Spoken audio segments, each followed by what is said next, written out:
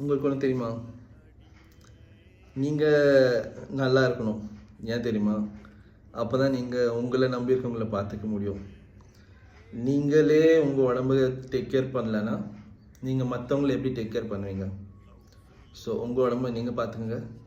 Stay safe, stay healthy. Okay, இது cinematic வியூவில் எடுக்கிறேன், சும்மா தான் எடுக்கிறேன் இந்த வியூ ஆங்கிள் பார்க்கறதுக்கு.